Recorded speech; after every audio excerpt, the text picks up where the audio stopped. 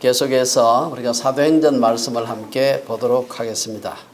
오늘 말씀을 생각하면서 제가 제목을 어떻게 할까, 설교 제목을 잡기 쉬운 그런 본문이 있고 설교 제목을 잡기가 아주 어려운 본문이 있는데, 오늘 본문이 제가 지금까지 설교를 해본 중에서 제일 사도행전 중에 제목 짓기가 어려웠습니다. 그래서 승리의 개선 혹은 개선의 기환, 그런 제목으로 말씀을 함께 나눴으면 생각을 합니다.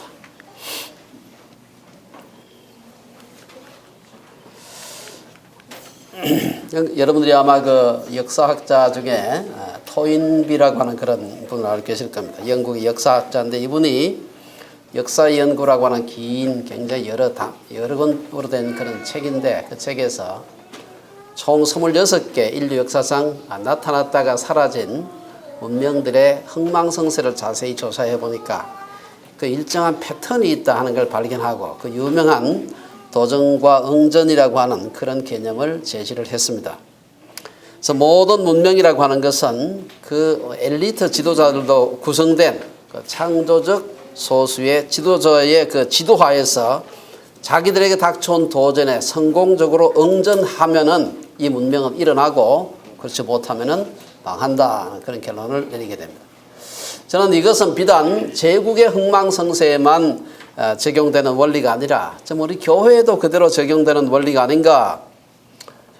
오늘 우리 본문은 적절한 그 핍박 혹은 도전 이런 것이 왔을 때 교회 지도자들이 거기에 대해서 그야말로 창조적으로 얼마나 대응을 잘 하느냐 하는 데 따라서 교회가 도리어 그 핍박의 시기를 혹은 도전의 시기를 오히려 도약의 발판으로 삼는 것을 볼 수가 있습니다. 우리가 오늘 보면 이 베드로와 요한에 대한 그 핍박에 이어지는 그 얘기인데요. 이것을 필두로 해서 초대교회가 아주 그 굉장한 큰 어려움을 직면하게 됩니다. 하지만 이로 인해서 성도들은 열심히 기도하게 되었고, 그 기도가 다시 성령 충만함으로 다시 복음에 대한 담대한 선포로 이어져서 초대교회 부흥의 그런 기틀을 놓는 것을 볼 수가 있습니다. 우리 교회사를 좀 살펴보게 되면은 사실은 아무런 그 핍박이나 어려움이 없을 때 혹은 교회가 평안할 때가 도리어 교회가 굉장히 어려워지는 그러한 때인 것을 볼 수가 있습니다. 초대교회가 놀라운 부흥을 경험한 그 배경에는 그 박해라고 하는 그런 바람이 있었던 걸 볼 수가 있습니다. 풍랑이 너무 강한 배가 좌초할 수 있지만, 그러나 풍랑이 없으면 아예 배가 가지를 못하는 겁니다. 적절한 풍랑 혹은 적절한 핍박이 필요하다. 교회사를 살펴볼 때 오늘 이 시대에 우리의 문제가 뭔가, 그것은 제가 봤을 때는 아무런 핍박이 없는 게 아닌가 하는 그런 생각을 해봅니다. 적어도 자유민주주의 국가에 사는 사람들에게는. 저는 그런데 이제 여러분 아마 오늘 나가시면서 제가 유인물 하나 만든 게 있는데 한번 읽어보시기 바랍니다. 지난 그저께 이틀 전에 BC주 법률협회죠. 거기서 트리니티 웨스턴 대학에는 법대를 만들 수 없다. 만들 수 없다는 말을 좀 더 정확하게 말하면 트리니티 웨스턴 대학의 법대를 나온 사람은 BC주 변호사협회에 가입할 수 없다. 이런 투표를 했습니다. 74대 26으로 아주 압도적인 표차로 이 사람들이 투표를 해서 통과를 시켰습니다. 사실 여러분들 그 법대를 나온 사람은 다 변호사나 판검사가 되기 위해서 법대를 나오는데, 이 동네는, 이 캐나다라는 나라는 이 프로페셔널들이 모인, 변호사들이 모인 협회에서 그 사람을 자격 회원으로 받아줘야 그 다음에 개업을 하든지 변호사로서 일을 할 수가 있습니다. 변호사만 그런 게 아니고 의사도 그렇고 교사도 그렇고 사회복지사도 그렇고 간호사도 그렇고, 그 간호사들 혹은 사회복지사들의 협회에 가입하지 못하면, 회원 자격증이 주어지지 않으면 어떤 일도 그 주에서 할 수가 없습니다. 그래서 우리 트리니티 웨스턴 대학이 주정부로부터 법대 허가를 받았음에도 불구하고 이 학교에서 법대 학생 키워내봐야 변호사로 일도 못하는데 아무런 의미가 없는 것이지. 대학 허가는 받았지만 졸업생들이 취직을 못하는데 그게 학교를 인가받는 것이 무슨 의미가 있겠습니까?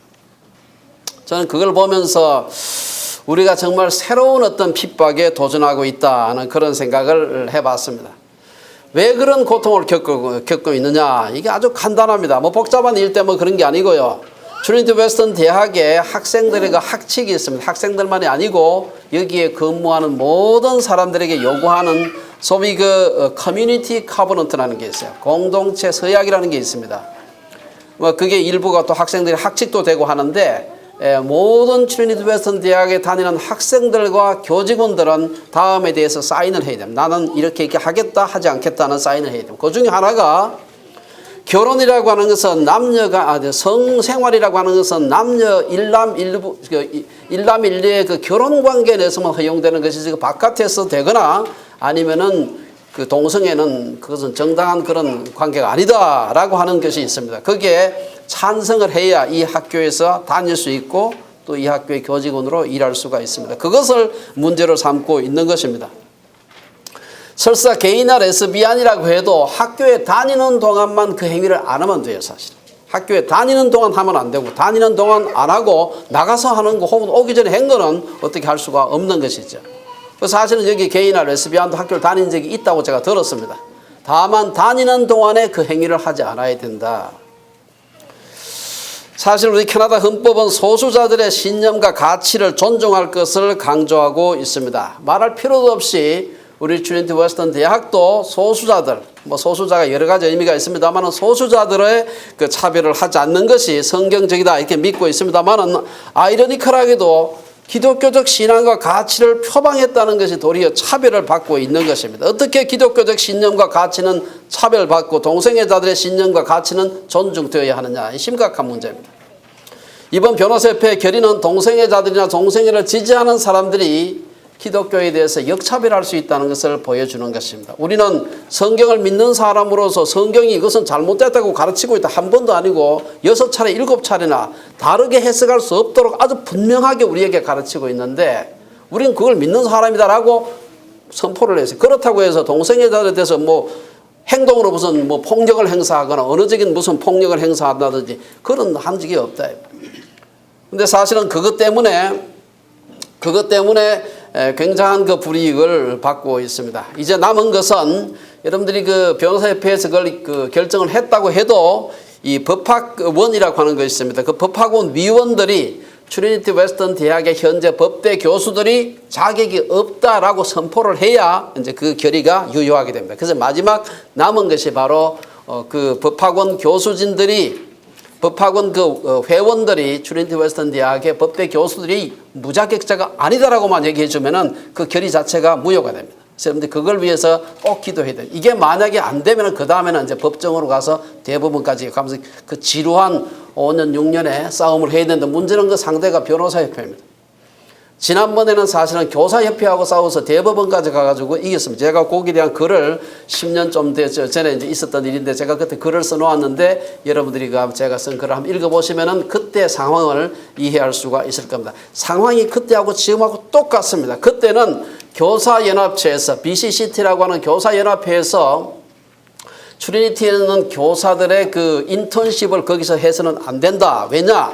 동성애 규정, 금지 규정이 있기 때문에 안 된다. 동성애 금지 규정을 가진 학교에서 교사 훈련 받으면 그 교사가 나와서 근무하는 학교에는 동성애자들이 얼마든지 있을 수 있는데 부적절한 행동을 할 수 있기 때문에 우리는 거기서 인정하는 인턴십은 우리는 허용할 수 없다. 그러면 여기 출신자들이 가가지고 한 번 있다 동성애자들에 대해서 부적절한 행위를 한 적이 있느냐? 없습니다. 부적절한 행위를 하고 가르치지도 않아요. 다만 당신이 그렇게 하면 안 된다고 우리는 성경이 가르치는 거라서 가르칠 뿐입니다. 똑같은 형태가 지금 여기서도 지금 적용이 되고 있는데 사실 굉장히 중요한 사건입니다. 여러분들이 꼭 이것을 위해서 기도해야 됩니다. 저는 이것이 오늘날 캐나다와 같이 적어도 자유민주주의 국가에서 우리에게 물리적으로 사람들이 뭐 사람을 막 죽인다든지 폭력을 행사한다든지 이렇진 않지만 그러나 이것도 제도적인 일종의 그 핍박이라고 할 수가 있습니다. 저는 이것이 이러한 고난도 없으면 우리가 언제 정신 차리고 기도하겠나 그런 생각을 해보고 우리가 정말 이 일로 인해서 말씀에 순종하고 필요하면 약간의 고난이야 혹은 손해도 조금 감소할 때 오히려 이것이 승리의 개선으로 혹은 개선의 기환으로 오히려 이어질 수 있지 않을까 십수년 전에 있었던 교사 그 일에 있어가지고 그 일로 인해 가지고요. 대법원에 가서 4대1로 대법원 판사 4대1로 이겼습니다. 이겨가지고 변호사비 160만 불 다 받아내고 그 돈 가지고 교육 스쿨 오브 에듀케이션 만들었습니다. 그때 디파트먼트 오브 에듀케이션밖에 없었는데 변호사비 받아가지고 이거 만들었어요. 사실. 트리니티 웨스턴 대학에서 실제로 들어간 변호사비는 다 헌금해서 이미 다 되었습니다. 그런데 그것을 리펀드 받아가지고 스쿨 오브 에듀케이션 만들었는데 이번에 우리가 꼭 정말 이 일로 인해서 오히려 풍랑이 약간 있어서 더 빨리 법대가 만들어질 수 있도록 우리가 기도해야 됩니다. 역사를 살펴보면 때로는 기독교인들이 다른 신념을 가진 사람들을 핍박하고 박해한 예가 상당히 많이 있습니다. 이거 우리 정말 하나님 앞에서 우리 역사 앞에서 사죄하고 미안하다고 해야 됩니다. 그중에 대표적인 것이 우리 잘 아는 그 유명한 십자군 전쟁 같은 것입니다. 그것 때문에 1000년이 지난 지금까지도 선교를 하는데 그것이 얼마나 걸림돌이 되고 있는지 모릅니다. 우리가 지난 시간까지 우리는 베드로와 요한이 부활하신 예수 그리스도의 이름으로 성전 미문에 앉아있는 안전뱅이를 고쳐준 일로 인해 가지고 구금되고 재판을 받은 일을 살펴보았습니다. 사도들은 선한 일을 하고서도 표창은커녕 유대교 지도자들로부터 구금과 재판을 받았습니다. 그리고 이 일 후에 사도들은 도리어 이제 풀려나게 되는데 도리어 승리의 개선을 하게 됩니다. 거기서 이제 신문은 받고 갇혀있긴 했지만 오히려 교회에 돌아올 때 승리의 개선 장면처럼 와서 우리가 이러이러한 일을 겪었다 라고 했을 때 거기에 대한 반응을 오늘 본문에서 적고 있습니다. 23절 24절에 보면 그 사도들의 선교 보고를 듣고서 온 성도들이 합심해서 기도하는 걸 볼 수가 있습니다. 여기 보면은 23절을 보면 석방된 사도들은 곧장 동료들에게 가서 제사장들과 장로들에게 제사장들과 장로들이 자기들에게 위협했던 그 말들을 다 알렸습니다. 그래서 우리가 이 베드로와 요한이 사내들인에 잡혀가 있는 동안 성도들은 말할 필요도 없이 아마 염려하고 기도하고 있었을 것입니다. 하지만 억울하게 잡혀가서 그 신문을 받고 돌아온 사도들로 인해서 예루살렘 교회는 의기소침해지지 않았습니다. 24절을 보면 사도들로부터 보고를 받은 그 초대교회 성도들은 개선 장군의 보고를 들은 것처럼 도리어 더 뜨겁게 하나님께 기도하기 시작했습니다. 이들의 기도는 박해 가운데 있는 사람들이 승리의 개선을 위해서 어떻게 무엇을 기도해야 하는지 기도의 아주 중요한 모범을 우리에게 보여주고 있습니다. 실제는 그 보고를 듣고서 온 성도들이 한 마음으로 통성으로 기도했다. 제가 영어 표현에 코리안 프레이어라고 적었습니다.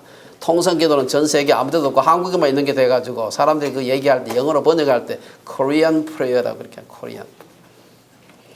성도들이 한 마음으로 기도하기 시작했습니다. 24절에 보면 한 마음이다. 이것은 그 원어 뜻 자체가 마음과 몸과 이 정서가 다 그냥 이게 하나가 한 덩치가 돼가지고 기도했다 이런 말입니다. 우리가 앞에서 언급한 동성애 문제를 두고서도 기독교 내부에서 심지어 복음주의 진영에서까지 의견이 갈라지고 있습니다. 동성애를 인정하는 정도가 아니라 동성애 부부의 결혼 주례를 하고 동성애자들을 성직자로 임명하는 그러한 일까지 일어나고 있습니다. 이와 같이 교회 내에서 성도들의 마음이 하나가 되지 못하는 일이 있을 수 있기 때문에 하나님의 말씀이 필요한 것입니다.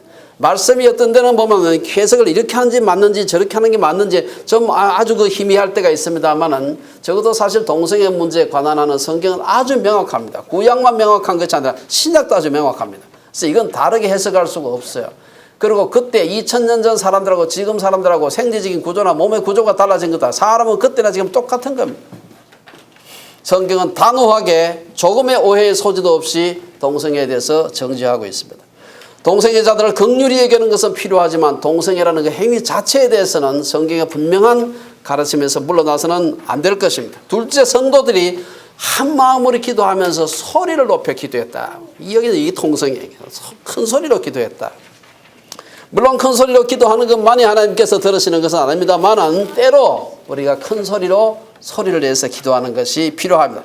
개인 기도도 할 수 있고 묵상 기도나 요새 말하는 관상 기도를 할지도 모르죠. 혼자 기도할 수 있고 눈을 뜨고 기도할 수도 있겠죠. 하지만 때로는 성도들이 함께 모여서 한 마음으로 기도하는 것이 필요합니다.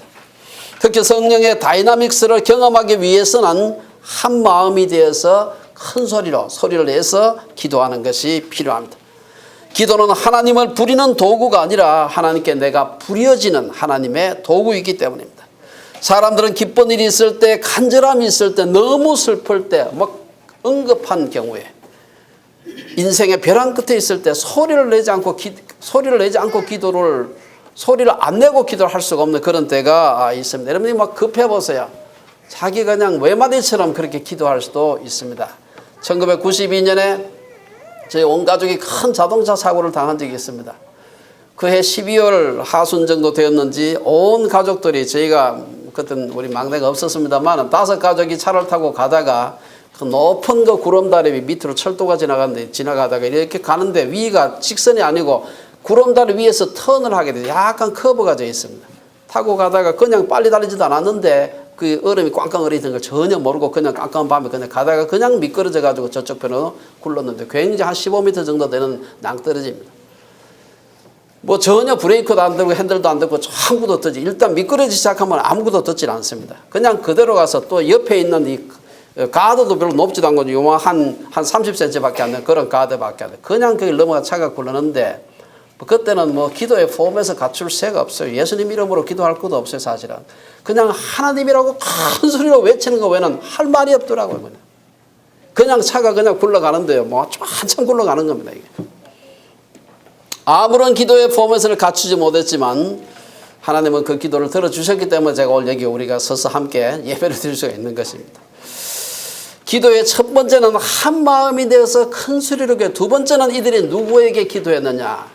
대주제이자 창조주 하나님께 기도했다. 그렇게 얘기하고 있습니다. 24절에 보면은 한 마음이 되어서 큰 소리로 기도할 때 성도들이 누구에게 기도했느냐? 물론 하나님께 기도했죠. 근데 하나님께 기도한다고 할 때 그 하나님을 부르는 이름, 여기에 두 가지로 중요하게 나누어서 하나는 대주제이신 하나님.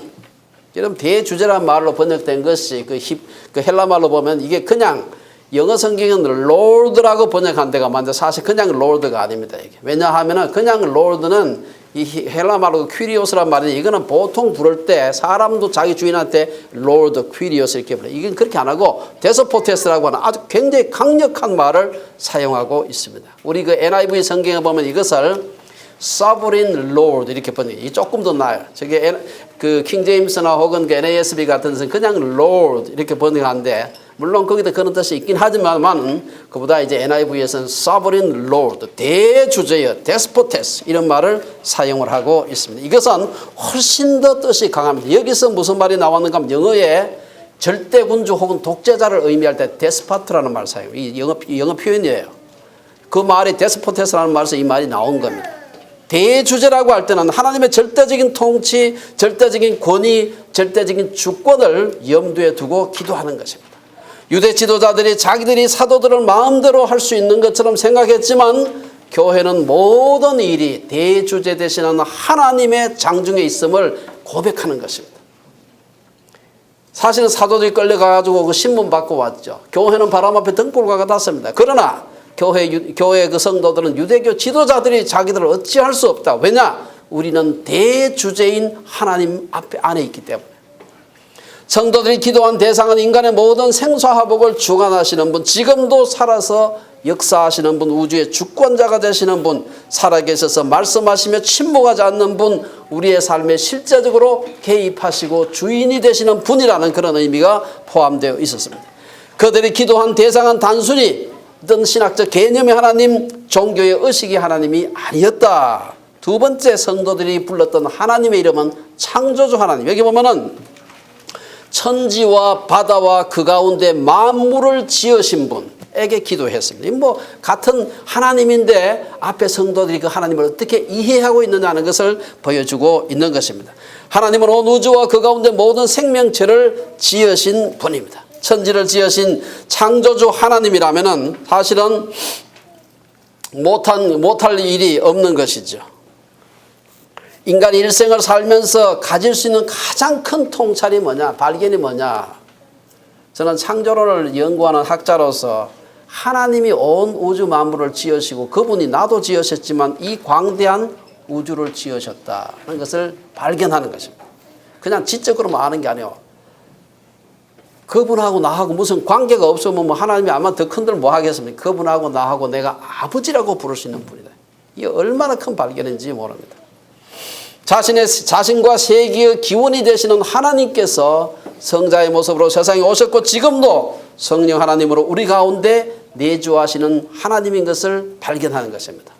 창조주 하나님을 발견하지 못하게 되면 인간은 자기의 교육과 자기의 경험의 한계를 벗어나기가 굉장히 어렵습니다. 그러나 창조주 하나님을 발견하고 그분이 보내신 성령이 내주하는 사람은 자기 경험, 자기의 교육 이상을 말하고 생각할 수 있습니다. 그리고 시도해 볼 수 있습니다. 그래서 영국의 위대한 인도 선교사 윌리엄 캐리가 한 유명한 모토가 있습니다. 이분이 한 번도 얘기한 게 아니고 모임 갈 때마다 한 얘기입니다. 이게 하나님으로부터 위대한 일을 기대하라. 그리고 하나님을 위해서 위대한 일을 시도하라. 유명한 얘기입니다. 창조주 하나님을 발견한 사람은 늘 자신의 생각보다 나보다 훨씬 더 크신 하나님의 뜻이 무엇인지를 생각하게 되는 것입니다. 우리가 바로 직전에 일어났던 안전뱅이가 일어난 사건을 생각해 보십시오. 그게 사람들이 생각할 수 있는 그런 바가 아니죠. 병원에 가서 아무리 의사가 기술이 좋아도 안전뱅이 벌떡 일으키지 못하는 것입니다. 병원에서 의사들이 흉내도 낼 수 있는 일이 아니었습니다. 그것은 창조주 하나님만이 할 수 있는 일이었습니다. 엄청난 권력과 힘을 가진 유대 종교 지도자들이 위협하고 윽박질렀지만 사도들이 조금도 주눅들지 않은 이유가 바로 여기에 그들은 대주제 창조주 하나님을 발견하고 믿었던 사람들이었기 때문입니다. 초대교회 성도들의 믿음은 단순했습니다. 그들은 대주제 창조주 하나님이 함께 하시면 아무것도 걱정할 것이 없다. 아주 단순한 믿음을 가지고 있었습니다. 이 굉장히 단순한데 우리가 살다 보면은 우리 앞에 닥친 작은 문제가 탁 오게 되면 막 거기 얼마나 그게 커 보이는지 하나님도 안 보이고 아무것도 안 보입니다. 저는 사실은 그래서 제가 자주 사실 거의 매일 하루에 한 시간씩 산책을 제가 산책 어디 가서 하느냐 요 뒤에 가서 강을 쳐다보면 이 강을 만드신 하나님 하늘만 한번 쳐다봐도 이 큰 하늘을 만드신 하나님 집 안에만 가만히 밖에 있으면 방밖에 없고 방 만드신 하나님 이건 좀 섭한데 나가서 이 넓은 저 날 좋은 날은 마운틴 베이커 그냥 보입니다. 이 넓은 세계를 만드신 하나님을 생각해 보면 내 앞에 닥친 문제는 너무나 작은 겁니다. 이걸 가지고 내가 우울증에 빠져? 안 빠지죠. 하나님이 얼마나 크신 분인데 초대교회 성도들보다 훨씬 좋은 상황에 있으면서도 우리는 오늘날 걱정과 두려움이라는 병을 앓고 살아갑니다. 우리는 하나님의 주권 아래서 위로와 평안을 찾는 법을 배워야 합니다. 승리의 계승장구들을 맞이하는 초대교회 성도들의 그 단순한 믿음 실제로 승리하는 그런 상황이 아니죠. 지금 사실은 쫓겨가지고 바람 앞에 등불과 같은 존재인데 하나님을 믿는 믿음 때문에 그들은 계승장구와 같은 그러한 모습을 가질 수가 있었습니다. 세 번째 25절에서 28절에 보면은 이제 실제로 인간의 모략이라는 것이 하나님의 주권 앞에서 얼마나 초라한 것인가 하는 것을 볼 수가 있습니다. 25절에서 28절에 보면은 대주제 하나님, 창조주 하나님에 대한 신앙 고백에서 이어지는 말입니다. 오늘 먼저 본문은 하나님을 발견하지 못한 사람들의 모습을 소개하는데 25절, 26절은 시편 2편 1절, 2절에 나오는 다윗의 말을 인용한 것입니다. 거기에 보면은 어찌하여 이방 나라들이 분노하며 민족들이 헛된 일을 꾸미는가 세상의 군왕들이 나서며 관원들이 서로 꾀하며 여호와와 그의 기름 부음 받은 자를 대적하며 이걸 거의 그대로 가지고 와서 다시 여기서 사도행전 기자 누가가 인용하고 있습니다. 여러분 여기 보게 되면은 여기 보면 이방인과 이스라엘은 서로 만날 수 없는 사람 서로가 적대시하고 멸시하고 뭐 짐승 것 같다 뭐 이런 식으로 그냥 적대시했는데 하나님의 기름 부음 받은 종을 대적하기 위해서 뭉쳤어요. 이방인은 누굽니까? 빌라도. 하나님의 백성은 사두개인 바리새인들. 이 사람들이 늘 적대시했어요. 사실. 헤롯도 그렇고 이게 다 서로가 동상이몽으로 서로 돌아서서 미워하고 철천지 원수였는데 처치할 적이 동일한 적이 하나 생겨요. 그게 기름 부은 자 예수 그리스도를 처치하는 일에 한마음이 되었습니다. 이들이 나서 가지고 기름 부음 받은 자를 대적했습니다. 시편에서 기름 부음 받은 자다. 이것은 1차적으로는 아마 다윗이나 솔로몬을 가르칠 겁니다. 그러나 우리가 신약적으로 봤을 때 예수 그리스도를 의미하는 것입니다. 열방은 로마와 유다 나라를 비롯해 위시한 이방인들을 말하고 여기 족속들이라고 하는 것은 아마 유대민족들이나 기타 여러 족속들을 말할 것입니다. 군왕이라고 하는 것은 헤롯을 말하는 것이고 관리라고 하는 것은 로마 총독 빌라도를 아마 가리키는 것으로 보입니다. 예수 그리스도에 대해서 이방인은 분노했고 유대인은 헛된 모략을 꾸몄고 헤롯과 빌라도는 함께 모여서 예수님을 대적했다. 27절은 이제 앞에 나온 25, 26절을 다시 이제 해석하고 있습니다. 헤롯과 빌라도는 불구대천의 원수였지만 예수님을 죽이기 위한 일에 의기투합했습니다. 이게 누가복음에도 나오는 얘기입니다. 사두개인과 바리새인들 역시 서로 적대하고 시기하던 그룹이었지만 예수님을 죽이기 위해서는 손을 잡았습니다. 그리고 처음에는 그들의 악한 모략이 성공하는 것 같았습니다. 저들의 분노와 허사가 결실을 맺는 것 같았어요. 27절을 보면은 열방이 분노하며 족속들이 허사를 경영하고 세상의 군왕들이 나서며 관리들이 함께 모여 주와 그의 그리스도를 대적하며 헤롯과 빌라도는 이방인과 이스라엘 백성들을 합세하게 해서 하나님의 기름 부으신 종을 대적했습니다. 그리고 천지의 대주제와 우주의 창조주의 아들이 죄인들의 손에 힘없이 잡혀서 처참한 십자가형으로 돌아가셨습니다. 그리고 헤롯과 빌라도가 보기에는 그쯤 됐을 때는 이제 상황이 다 종료된 것 같아요. 나사렛 이단 괴수는 십자가에 축 늘어져 죽었고, 이제는 제자들은 겁이 나서 다 도망쳐서 어디 숨었는지 이제는 다 어디로 도망갔고, 이제는 그 온 천하를 어지럽히던 나사렛 괴수 이단은 이제 다 없어진 것 같았습니다. 그러나 28절의 말씀을 보게 되면 그러한 모략과 책략은 하나님의 예정하신 것을 행하기 위한 도구였을 뿐이었다. 십자가에 죽은 예수님은 사흘 만에 무덤 문을 열고 부활하셨습니다. 그리고 사도들은 부활하신 예수님의 이름으로 안전뱅이를 일으켰습니다. 유대 종교 지도자들은 그 뒤 앞에 보면 나오는 얘기입니다. 이것이 민간에 더 퍼지지 못하게 그들을 위협하여 이후에는 그 이름으로 아무에게도 말하지 말게 하자 하고 그들을 불러 경고하여 도무지 예수의 이름으로 말하지도 말고 가르치지도 말라 라고 위협한 후에 내어보냈습니다만 그들의 모략은 성공하지 못했습니다. 하나님의 주권적인 역사 속에서 그들은 하나님의 권능과 뜻대로 이루려고 예정하신 그것을 행하려고 예루살렘에게 모인 것뿐이었어요. 28절에 나오는 말씀입니다. 여기에서 하나님의 주권과 예정의 절묘한 신비가 만나는 것입니다. 하나님은 선한 분이죠. 그런데 그 선한 분이 악한 자들, 대적자들의 손을 통해서도 하나님의 선한 계획과 예정을 이루신다는 것입니다. 이게 사실은 하나님이 전혀 악이 없는, 죄가 없는 분인데 악한 자들의 손을 통해서라도 하나님의 선한 계획과 예정이 이루어진다는 아주 신비가 여기에 나타나 있습니다. 구약에서 하나님의 주권과 예정의 신비를 가장 잘 보여주는 사건이 뭡니까? 여러 개가 있습니다만 대표적으로 우리가 요셉을 볼 수가 있습니다. 여러분 그 요셉에 대한 얘기는 잘 아실 겁니다. 억울하게 팔려가지고 요셉이 이제 종으로 애굽에 내려가게 되고 거기서 인고의 세월을 보내게 됩니다. 감옥에서 종으로 하루를 보내다가 그때까지도 아마 꿈은 잊진 않았을 거예요. 자기가 꿨던 그 꿈 있죠. 그렇지만 그 꿈이 어떻게 이루어질지는 감이 잡히지 않는 것이죠.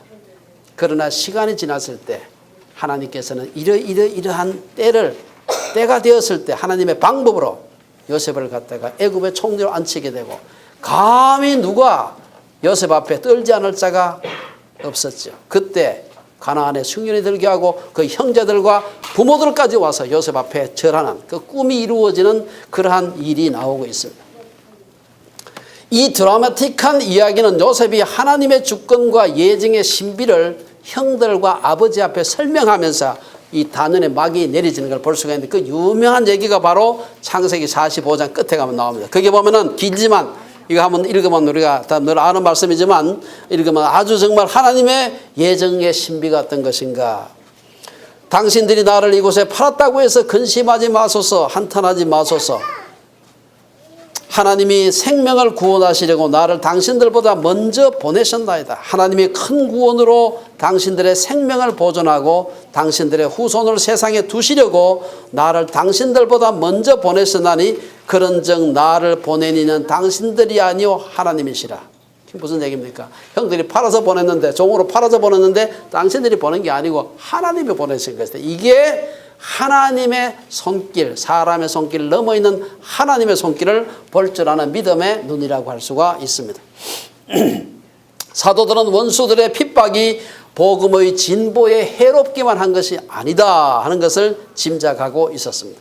그래서 캠벨 몰간이라는 사람은 이를 두고 그들은 원수들의 박해가 그치기를 기도하지 않았으며 그 핍박에서 벗어날 것을 기도하지 않았다. 그들은 도리어 원수들의 적개심을 일으켰던 그들의 전도 활동을 계속할 수 있는 힘을 주시기를 기도했다. 원수들의 핍박이 승리의 개선을 위한 필수 조건이라는 것을 얘기하는 것입니다. 이제 29절 30절에 보면은 이들은 그렇게 제사장과 대제사장과 장로들이 절대로 하지 말라고 했던 일을 위해서 오히려 더 담대하게 그 일을 선포하고 말씀을 선포하고 그것을 위해서 능력을 구하는 것을 볼 수가 있습니다. 성도들은 열방의 분노, 족속들의 허사, 군왕과 관리들의 대적까지도 자신의 능력과 뜻대로 예정하신 것을 이루시는 하나님께 이제 그것을 아뢰는 것입니다. 그러면 성도들은 승리의 개선을 위해서 구체적으로 무엇을 강구했습니까? 첫째는 이 위협 가운데서도 담대하게 말씀을 선포하게 해달라고 기도합니다. 29절에 보면 주여 이제도 그들의 위협함을 굽어 보시옵고, 우리 옛날에 한글 개역 한글에 보면 하감하시옵고, 이도 좀 잘 안 쓰는 말이라 그렇긴 하지만 상당히 아주 좀 운치가 있는 그런 말입니다. 위협함을 굽어 보시옵고 또 종들로 하여금 담대히 하나님의 말씀을 전하게 하여 주시오며. 첫째, 성도들은 열방과 족속, 군왕과 관리들의 위협이 있지만 말씀을 담대히 증거할 수 있도록 해달라고 기도했습니다. 그들은 자신들이 처한 어려운 상황을 변화시켜달라고 그들 앞에 놓인 장애물을 치워달라고 기도하지 않았습니다. 그들은 자신들에게 닥친 고난과 시험의 이유를 이때는 다 이해하지도 못했을 겁니다. 그것이 하나님의 섭리임을 인정하고 받아들였습니다. 그리고 그 상황을 담대하게 이겨나갈 수 있는 힘을 달라고 기도했습니다. 동서고금을 막론하고 예수를 제대로 믿으려고 하는 자들은 누구나 고난을 당하는 것입니다. 바울은 디모데에게 보낸 편지에서 3차례나, 특별히 디모데 후서에만 3차례나 복음과 함께 고난을 받으라 이렇게 얘기하고 있습니다. 지금도 모슬렘 국가나 공산국가, 일본이나 상당수 동남아 국가에 가보면 복음으로 인해서 고난받는 자들이 굉장히 많습니다. 이름도 제대로 못 불러요. 제가 주보에 써놨길래 지웠습니다. 모로코에 간 박한별 선거에서 아프리카에 간 박한별 그래도 안 돼. 박한별 하면 신명이기 때문에 그냥 나오는 것입니다. 여러분, 제가 먼저 말씀드렸죠. 한국 큰 교회 주보가 그날 오후에, 주일날 오후에 중국 공안들이 다 읽어봅니다. 중국에 있는 게 뭡니까? 중국에 사람밖에 없어요. 얼마든지 사람이 있는 것입니다. 조선족 얼마든지 한글 읽을 수 있는 사람들. 그날 오후에 주보에 실린 모든 광고 내용 그대로 다 공안에 중국말로 다 통역이 된다는 사실을 알아야 됩니다. 그래서 우리 굉장히 조심을 해야 되는 것입니다. 그들의 고난은 비길 수 없지만 심지어 캐나다와 같이 기독교적인 배경을 나라에서조차도 경건하게 살고자 하는 자들이 고통을 받습니다. 지금 우리가 트리니티 웨스턴 대학이 직면한 문제는 그 문제입니다. 트리니티 웨스턴 대학이 무슨 도덕적으로 무슨 재정적으로 부정을 해서 고난을 당한다. 그게 아니에요. 아무런 이유가, 그건 아무런 하자가 없습니다. 아주 투명합니다. 그건 누가 와서 검사를 해도 아무도 문제가 될 것이 없는데 다만 이 문제 때문에 트리니티 웨스턴 대학이 고통을 당하고 있습니다. 우리의 소원은 무엇입니까? 자기 소원을 한마디로 말할 수 있는 사람은 인생이 정돈된 사람입니다. 당신 소원이 뭐냐? 뭐다 이렇게 얘기할 수 있으면 되는 것이죠. 마가복음 10장에 보면 소경 바디메오가 눈을 뜨는 사건이 기록되어 있습니다. 예수님께서 그에게 네게 무엇을 하여 주기를 원하느냐? 한참 생각하고 묵상기도 한번 해보고 한 게 아니에요. 그 사람은 순간적으로 선생님이여 보기를 원하나이다. 아마 히브리 말로는 아마 훨씬 더 짧았을 거예요. 강력하고 짧았을 겁니다. 아마. 보기를 원하나이다. 우리가 다양한 직업과 환경 가운데 살아가지만 그리고 사람마다 모습과 환경, 방법은 다를지라도 우리의 가장 중요한 기도 제목은 뭡니까? 담대하게 복음을 전하게 해주십시오. 여러분, 왜 그 위에 기도합니까? 담대하게 복음 전하기가 어렵기 때문에 그렇게 기도하라는 거 얼마나 어렵습니까? 옆집에 잘 아는 사람한테도 복음 전하기 어려운데 하물며 복음의 적대적인 상황에서 그런 나라에 가서 그런 사람들에게 가서 복음을 전하는 게 얼마나 어렵습니까? 어린 시절부터 한국의 우리 어린이들은 우리 황강인 대답은 우리의 소원은 통일이지. 우리의 소원은 통일이다. 저도 그렇게 배웠고 여러분들도 그렇게 배웠을 겁니다만은 말씀에 비추어보면 그 통일조차도 하나님의 말씀을 담대히 전하기 위해서 통일이 필요한 것입니다. 사도 바울은 에베소에 보낸 편지에서 기도 부탁을 하면서도 동일한 요청을 하고 있습니다. 에베소서 6장 19절에 보면 또 나를 위하여 구할 것은 내게 말씀을 주사 나로 입을 열어 복음의 비밀을 어떻게 담대히 알리게 하옵소서. 사도 바울이 얼마나 담대한 사람입니까? 목숨 걸고 하는 사람인데도 불구하고 에베소 교회 사람들한테 내가 좀 더 대담하게 담대하게 복음 전할 수 있도록 나를 위해서 기도해달라. 주부는 주부대로, 학자는 학자대로, 목회자는 목회자대로 말씀을 담대히 전하게 해달라고 기도해야 합니다. 그것이 승리의 개선이라는 열매로 나타나는 것입니다. 두 번째 무엇을 구했습니까? 30절에 보면은 영적인 능력을 구하는 걸 볼 수가 있습니다. 성도들은 복음을 전하기 위해 하나님께 영적인 능력, 하늘의 능력을 구했습니다. 본문에서 보면은 손을 내밀어 기도한다. 믿음 행위죠. 우리도 초대교회 성도들처럼 하나님의 능력을 신뢰하고 우리의 손을 내미는 것이 필요합니다. 하나님의 능력이 아니라면 우리가 아무것도 할 수 없는 존재입니다. 여러분, 며칠 전에 한국의 신해철이라는 사람이 세상을 전 그 사람이 그렇게 대단한 사람인지 몰랐는데 그 사람 죽어가지고 사람들이 큰일로 얘기를 하더라고요. 근데 속에 나이도 아직 50도 안 됐는데 속에 조그만 어떻게 생겨가 죽었어요. 그냥. 그렇게 대단한 사람이에요. 죽고 싶어 죽었겠습니까? 자기 생명 하나 간수하지 못하는 게 인간입니다.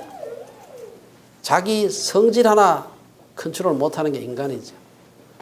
이제 아이들 조금 더 커서 사춘기 지나보세요. 자기 자식 하나 어쩔 수 없는 것이 인간이다. 방법이 없어요. 애들이 말 안 들으면 방법이 없어. 세상에서의 지식과 경험, 지위와 건세가 우리에게 줄 수 있는 것이 별로 없습니다. 우리의 생명을 한 시간도 연장할 수 없고 우리의 길을 한 자도 더 크게 할 수가 없습니다. 우리를 변화시키는 분은 하나님뿐이다. 예수님도 12제자들을 전도하러 내보낼 때 얼마씩 일당을 준 게 아니에요. 능력을 주셨어요. 능력을. 예수께서 그의 12제자를 부르사 더러운 귀신을 쫓아내며 모든 병과 모든 약한 것을 고치는 권능을 주시니라. 돈이나 세상의 방법으로 영혼을 구하지 못합니다. 조심스럽게 적용해야 하지만 믿는 자들에게 따르는 표적에 대해서 예수님은 믿는 자들에게는 이런 표적이 따르리니 그 얘기가 쭉 있죠. 곧 그들이 내 이름으로 귀신을 쫓아내며 새방언을 말하며 뱀을 집어올리며 무슨 독을 마실지라도 해를 받지 아니하며 병든 사람에게 손을 얹은 적 나으리라. 우리는 자신에게는 물론 다른 사람들에 대해서도 마음의 염려와 근심, 육체적인 고통과 병마가 물러가게 해달라고 기도해야 됩니다. 제자들은 하나님의 말씀을 담대하게 전했고 표적과 기사를 통해서 주님을 드러나게 해달라고 기도했습니다. 제자들은 이 두 가지 일로 인해 핍박을 당하고 있으면서도 다시 이 두 가지를 위해서 기도하고 있습니다. 그들은 표적과 기사를 나타내는 능력을 구한 것은 자신들을 위한 것이 아니었습니다. 그들 마음속에는 오직 살아계신 예수님 전하고 싶은 소망만이 가득했던 것입니다. 주님이 약속하신 성령의 역사가 세상에 분명하게 나타나기를 바랬던 것입니다. 그러므로 31절에 보면 그런 제자들의 기도에 대해 하나님은 즉각적으로 응답하셨습니다. 오늘 결론에 보면 31절 말씀 가지고 결론을 맺도록 하겠습니다. 31절에 보면 베드로와 요한의 승리의 개선 후에 성도들이 말씀에 대한 담대함과 영적인 능력을 구했을 때 그 기도가 끝나자마자 성령이 임했다. 강하게 임했다. 성령이 강하게 임했다. 이렇게 되어 있습니다.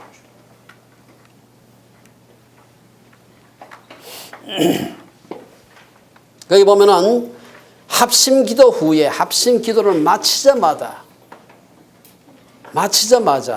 성령께서 임재하셨는데 거기 보면은 땅이 진동했다. 땅이 진동했다.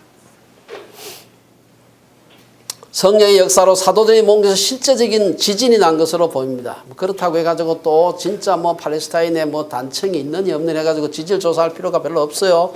있을 수도 있고 없을 수도 있겠지만 성령께서 임하셨을 때 진동이 생깁니다. 진동이 있었다는 말은 신구약 성경에 한 15군데 더 있습니다. 곳곳에 하나님의 임재하심을 나타낼 때 땅이 진동을 했다. 그런 표현들이 있습니다. 본문이 우리에게 보여주는 바는 하나님 말씀을 전하는 주체는 성령이시고 사도들은 도구라는 사실입니다. 근래 몇몇 신비주의 운동하는 사람들은 마치 성령을 자기 몸종처럼 자기 욕망과 목표를 이루는 도구처럼 생각하는 분들이 있지만 잘못된 것입니다. 사도행전 8장에는 마술사 시몬이 그래가지고 베드로의 저주를 받은 것을 우리가 볼 수가 있습니다. 오늘 본문의 내용을 근거로 승리의 개선을 위한 한 단계를 패턴을 말씀드리고 말씀을 마치겠습니다. 우선 사내들인 공회에 잡혀갔다가 돌아온 사도들이 겪었던 일에 대한 승리의 보고죠. 가서 얼마나 담대했습니까? 우리 지난번에 살펴봤지 않습니까? 담대하게 증언했습니다. 당신들 말 듣는 것보다 하나님 말 듣는 게 더 중요하다. 그 승리의 보고를 하자 성도들은 합심 기도했고, 합심 기도는 곧 성령 충만으로 이어졌고, 성령 충만으로 인해서 다시 그들은 담대하게 말씀을 증거했습니다. 그 증거한 그 결과가 다시 피드백되고, 그래서 승리의 보고와 합심 기도와 성령 충만, 그리고 다시 승리의 보고, 이게 일종의 패턴이라고 볼 수가 있습니다. 그동안 우리 주빌리에는 꾸준히 주보를 통해서 혹은 선교사님들을 초청해서 선교 보고를 듣고 있습니다. 선교 보고는 꼭 선교지에 있는 선교사들만 하는 것이 아닙니다. 지난 수년 동안 예배를 통해서, 웹사이트를 통해서, 신문 광고를 통해서 꾸준히 말씀을 선포하고 있습니다. 이것은 개인적으로 시험 가운데 있는 성도들에게도 적용될 수 있는 말씀입니다. 개인의 삶에서도 초대교회 성도들이 경험했던 승리의 개선을 경험할 수 있습니다. 저는 그러한 사이클이 우리 교회나 개인의 삶에서도 이루어지기를 기원합니다. 아울러 어려움에 처해 있는 우리 트리니티 웨스턴 대학이 이번 BC주 변호사협회 결정으로 인해서 주저앉는 것이 아니라 오히려 그 고통의 경험, 그것이 더 빨리 배가 항해하는 그 풍랑처럼 더 빨리 트리니티 웨스턴 대학이 승리의 계가를 부르는 그날로 이어질 것을 믿습니다. 우리가 그 일을 위해서 기도하고 우리 앞에 닥쳐있는 어려움, 이 어려움, 개인의 어려움, 교회의 어려움이 우리로 하여금 더 빨리 승리의 개선을 하게 만드는 중요한 촉매가 될 수 있다는 사실을 믿음으로 아멘하는 우리 성도님들 되시기를 주의 이름으로 축원합니다. 기도하겠습니다.